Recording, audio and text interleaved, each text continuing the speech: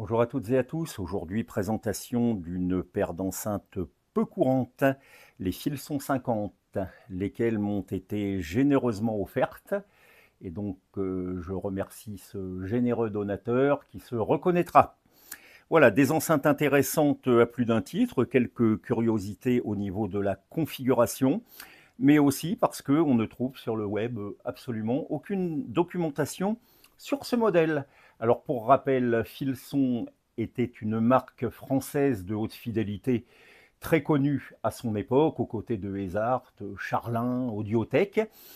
Elle avait été fondée par Henri de Coanda dans les années, je dirais, 40, puisque dès la fin des années 40, on trouve au catalogue de la marque un magnétophone enregistreur à fil, d'où le nom de la société, Filson.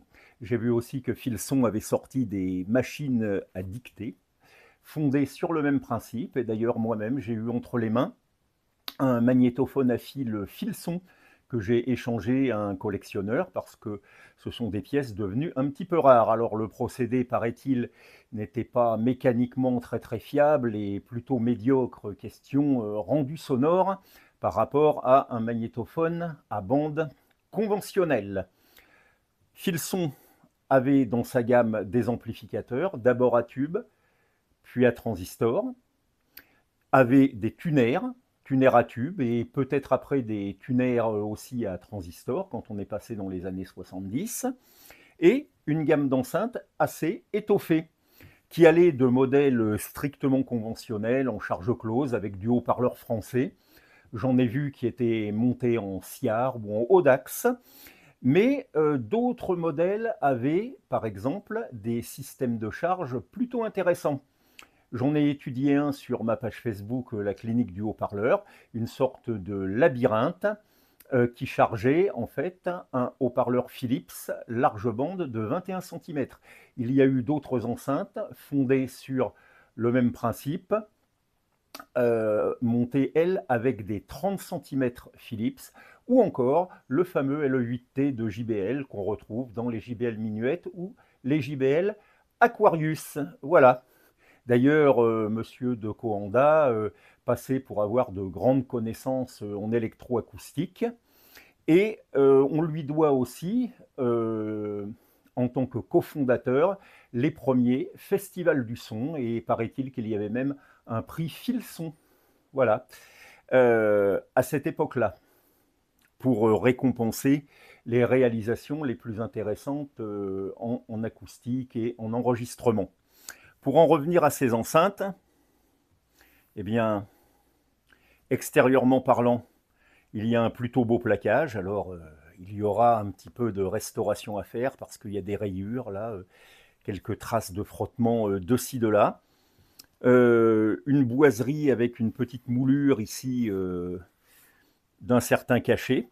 Il y a des caches avec un assez beau tissu. Alors, sur les caches de ces enceintes-là, le tissu est très élimé, donc je le referai. Et donc, structure de caisse, bon, on va dire classique, c'est pas mal construit. Voilà, une étiquette au dos, comme je les aime, avec de l'écriture manuscrite dessus. On sent la fabrication artisanale. Et ici, des borniers, tout ce qu'il y a rudimentaire. Des vis avec des rondelles, la polarité est repérée ici avec un peu de rouge sur une vis. Voilà. Donc on repasse en face avant. Et donc, en fait, dans ces enceintes, il n'y a qu'un seul haut-parleur que j'ai reconnu, c'est le médium. Le médium, eh ben, il est assez répandu, on le trouve sur beaucoup d'enceintes Philips, sous une autre déclinaison dans des enceintes Bang&Olufsen aussi, par exemple. Médium de 12 cm, pas mauvais du tout, qui est avec son petit coffret de charge derrière. Ici, un boomer que je ne connaissais pas, mais en regardant son châssis avec ses oreilles et sa configuration, cette suspension caoutchouc posée en inversé, je me dis c'est du haut-parleur anglais, puisque ce genre de châssis, on le retrouve aussi sur certains modèles de chez Warfedel. Alors, bien là ici, il s'agit d'un haut-parleur Fein, de la marque Fein, qui est surtout réputée pour ses haut-parleurs de guitare, les Fein Crescendo, par exemple, et ses haut-parleurs de sono. Alors maintenant, la gamme Fein, encore, je pense, fait du haut-parleur de guitare et du haut-parleur de sono avec de grosses gamelles là, de la série Colossus, etc. Ici, un tweeter à cône. Alors, celui-là, je ne l'ai pas démonté. C'est un petit tweeter au papier et ce qui est assez bizarre ici, c'est le gros cache-noyau en plastique qui a été rajouté ou qui était d'origine. Et je trouve ça assez singulier parce que dans un haut-parleur et surtout dans un tweeter, les aigus sont vraiment produits à la base du cône. Et là, je pense que ça doit provoquer quand même une légère compression. Et cette compression se ressent un petit peu à l'écoute où les aigus ne sont, à tous les sens du terme, pas vraiment très très brillants.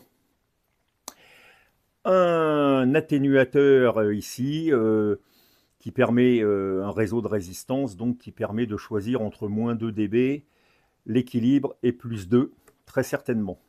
Voilà. Le filtre à l'intérieur est des plus sommaires. Je crois qu'il y a une petite self et 2 petits condos et une résistance. Il sera à recaper parce que c'est assez maigre. Le câblage, lui aussi, est assez maigre, mais je pense que je le laisserai d'origine. Je vous invite à regarder les quelques photos en gros plan là, que j'ai prises pour aller de pair avec la présentation vidéo. Voilà, on se retrouve tout de suite après.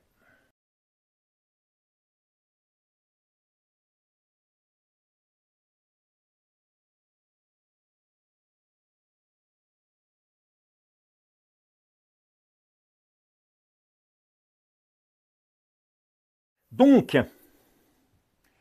qu'est-ce qui va être fait sur ces enceintes? Comme je l'ai dit, remplacement du tissu des caches par un bon jersey acoustique ou peut-être si je peux trouver dans mes réserves un beau tissu vintage, même si ce n'est pas l'idéal acoustiquement, ça irait, ça matcherait plus, disons, avec l'enceinte. Les haut-parleurs de basse, bien que fonctionnels, je ne sais pas si vous l'entendez, ben, comme on dit, ça fristouille. C'est-à-dire que je me demande s'il n'y a pas de l'oxydation dans l'entrefer. Donc le haut-parleur ou les haut-parleurs de basse, parce que le deuxième a le même problème, serait à démonter et à nettoyer. Ça donnerait sans doute un son plus propre. Mais déjà, ça marche plutôt pas mal et le haut-parleur Fein est un très beau HP. Niveau médium, je vais regarder, mais les suspensions sont bien souples. Peut-être une petite couche de traitement sur les suspensions et un nettoyage de membrane. Et sur les tweeters, je ne sais pas. Soit je vais les laisser comme ça, ou soit je vais essayer de décoller le cache-noyau pour en mettre un petit peu plus petit, ce qui serait sans doute préférable. Alors, qu'est-ce que ça donne à l'écoute? Ben, honnêtement, la section basse-médium n'est pas trop mal. Bon, ce qui pêche surtout, j'ai l'impression, c'est les aigus, c'est pas très très ouvert, hein, voilà. Et il va falloir aussi très sérieusement revoir l'étanchéité du boomer pour qu'il n'y ait pas de fuite d'air, car nous sommes en charge close. Bon, ben, un peu de travail sur ces enceintes, mais je pense qu'elles méritent d'être un petit peu rafraîchies et remises en forme. Voilà, sur ces fortes paroles, je vous dis à une prochaine fois et... Bonjour, chez vous.